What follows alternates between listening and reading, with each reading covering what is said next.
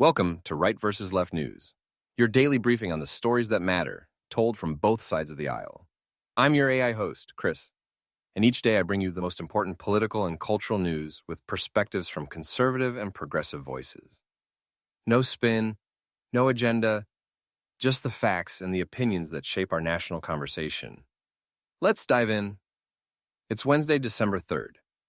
Today, we're tracking 5 big developments. Justice Department moves on voter rolls, a Supreme Court case on protest rights and access to federal courts, a tentative step toward deeper Israel-Lebanon truce talks, the Senate's questioning of Jared Isaacman to lead NASA, and a federal ruling on Medicaid funding and Planned Parenthood. Let's break it all down with viewpoints from the right and the left so you can make up your own mind. Before we jump into today's stories, a quick word from our sponsors. This episode is brought to you by Family GPT, the AI chat platform actually designed for kids. If your children are curious about ChatGPT, but you're worried about what they might see, Family GPT gives you full parental controls, content filtering, and the ability to align responses with your family's values. Whether Christian, Muslim, Jewish, secular, and many more. Monitor every conversation, set usage limits, and let your kids explore AI safely. No ads, no data selling, complete privacy. Sign up free at familygpt.chat. Thanks to our sponsors for supporting Right vs. Left News. Now let's get to the headlines. First up, the Justice Department sued 6 additional states: Delaware, Maryland, New Mexico, Rhode Island, Vermont, and Washington. The claim is that these states failed to provide statewide voter registration lists and other requested election information. The department says the suits are about accurate voter rolls in compliance with federal law. Democratic officials warn the demands sweep up sensitive personal data and could be misused. With these filings, the total number of states sued rises to at least 14, according to the Associated Press. What's the right saying? Conservatives frame accurate voter rolls as basic election integrity. They note that federal law allows audits to prevent duplicate registrations or ineligible voters, arguing that more transparency can rebuild public confidence after years of mistrust. Many echo the idea that maintaining accurate lists is common sense maintenance, not suppression. And what about the left? Progressives worry the requests aim to centralize granular voter data, names, birth dates, even partial Social Security numbers, and could lead to improper purges or intimidation. Democratic attorneys general call the suits a weaponization of federal power that intrudes on state election administration and private voter information. On to the court. The Supreme Court hears Olivier versus City of Brandon, a Mississippi case that began when a street evangelist was convicted under a city ordinance restricting protests near an amphitheater. After paying his fine, he filed a federal civil rights suit challenging the ordinance. The core question now is access to a federal forum for constitutional claims after a conviction, touching long-standing Section 1983 doctrine and rulings like Heck versus Humphrey. What's the right saying?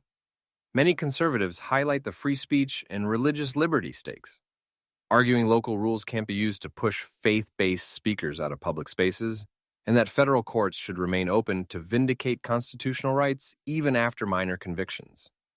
They also want clearer limits on municipal protest zones. And the left? Progressives caution that allowing collateral federal attacks on local convictions could undermine finality and flood federal courts. They stress cities' need to manage noise and safety around venues and argue the cleaner fix is to repeal or narrow overbroad ordinances through local democracy, rather than expand federal court access after the fact. Next, Israel and Lebanon agreed to expand their truce talks by sending new representatives to the committee that monitors the ceasefire along the Blue Line. Lebanon will add a civilian envoy, and Israel will send an envoy appointed by Prime Minister Netanyahu. It's a small but meaningful step after months of violations and close calls. The move is part of a United States push to deepen dialogue beyond the 2024 ceasefire. There were also fresh allegations of violations this week. On the right, there's skepticism that Hezbollah will disarm or that diplomacy alone can secure Israel's north. Commentators argue any progress must be paired with strict enforcement and credible deterrence. pointing to repeated rocket incidents and statements from the Israeli military about ceasefire breaches. On the left, there's cautious optimism.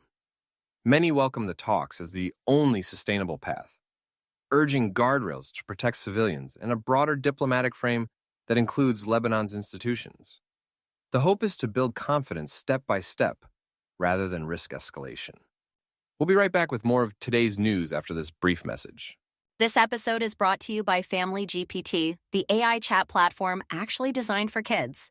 If your children are curious about ChatGPT, but you're worried about what they might see, Family GPT gives you full parental controls, content filtering, and the ability to align responses with your family's values. Whether Christian, Muslim, Jewish, secular, and many more. Monitor every conversation, set usage limits, and let your kids explore AI safely. No ads, no data selling, complete privacy. Sign up free at Family GPT Chat. Thanks again to our sponsors.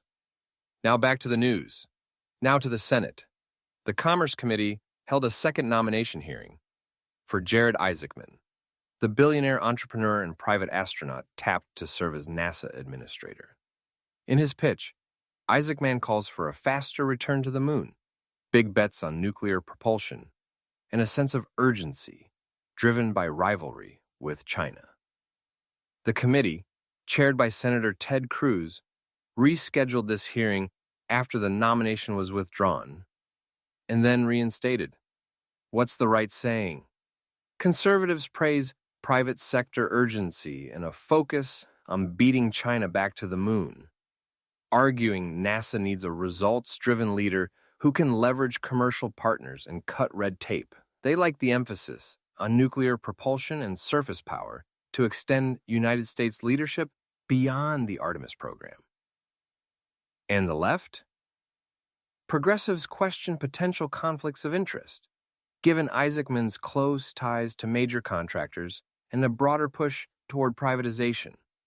They worry an overly commercial tilt could sideline science missions or workforce protections, and they want strict ethics controls and stable budgets before shifting more to contractors.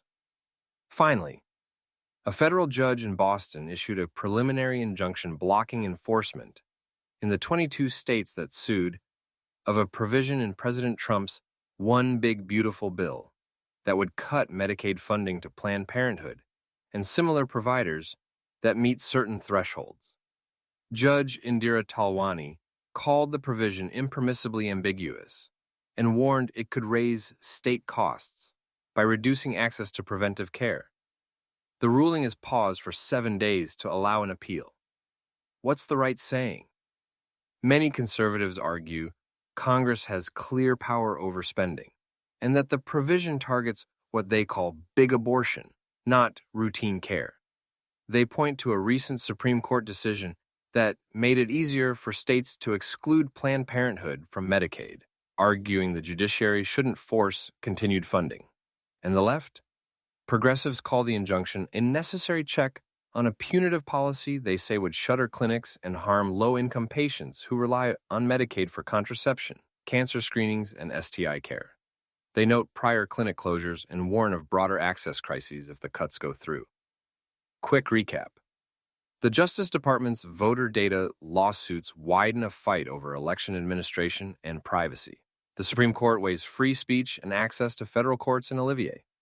Israel-Lebanon talks inch forward amid a fragile truce. The Senate vets a Moonshot NASA nominee. And a federal judge pauses a major Planned Parenthood funding cut. We'll keep watching what moves next, on Capitol Hill, in the courts, and along the world's fault lines, tomorrow. That's it for today's episode of Right versus Left News. Remember, understanding both sides isn't about picking a team. It's about being informed.